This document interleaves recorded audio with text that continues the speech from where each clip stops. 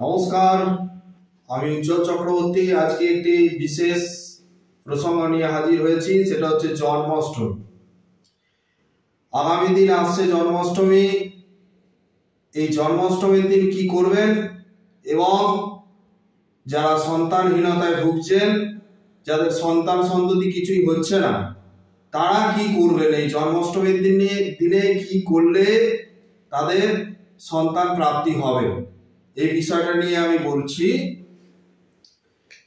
এই জন্মাষ্টমীর দিন আমরা সকাল থেকে উপবাস থাকবেন এবং প্রত্যেকের বাড়িতেই আশা করি গোপাল আছে। যাদের বাড়িতে গোপাল নেই তারা গোপাল কিনে নিতে পারেন, এবং যাদের বাড়িতে গোপাল রাখতে নেই তারা কোনো নারায়ণ মন্দিরে এটা করতে পারেন। সেটা হচ্ছে প্রথম কথা, বিষ্ণুর মহা অভিষেক করবেন। বিষ্ণুর মহা অভিষেক করবেন পুরুষ সূক্ত পাঠ করে।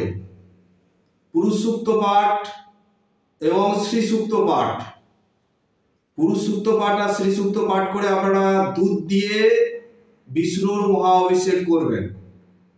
পুরুষ সূক্ত মন্ত্রটা আমি কিছুটা বলে দিচ্ছি।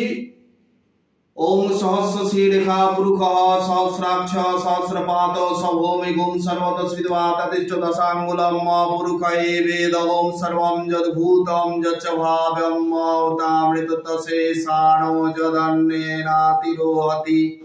এটা পুরুষ সূক্তর প্রথম দিকের মন্ত্র।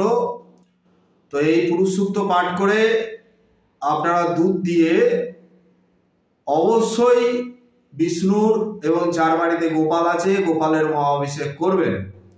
তার সঙ্গে আরেকটি কাজ করতে হবে, সেটা হচ্ছে সন্তান গোপাল কবচ ধারণ করতে হবে। কোনো ব্রাহ্মণ, বাড়ির পুরোহিত, এদেরকে দিয়ে আপনারা বলবেন যে সন্তান গোপাল কবচ একটা জন্মাষ্টমীর দিন করে দিন। যাদের বাচ্চা হয়নি আশা করছি তাদের বিষ্ণুর কৃপায় সন্তান সন্ততি লাভ হবে। যদি পারেন জন্মাষ্টমী টু জন্মাষ্টমী, মানে এবছর জন্মাষ্টমী থেকে সামনের বছর জন্মাষ্টমী পর্যন্ত আপনারা প্রতিদিন পুরুষ সূক্ত পাঠ করে বিষ্ণুর মহাভিষেক করবেন বা গোপালের মহাভিষেক করবেন। এতে আপনাদের সন্তান সন্ততি প্রাপ্তি হবেই। নমস্কার। যদি আরো কিছু জানার থাকে কমেন্ট করে জানাবেন এবং ভালো লাগলে লাইক দেবেন। এছাড়া আমার চ্যানেলটি সাবস্ক্রাইব করে রাখবেন। নমস্কার।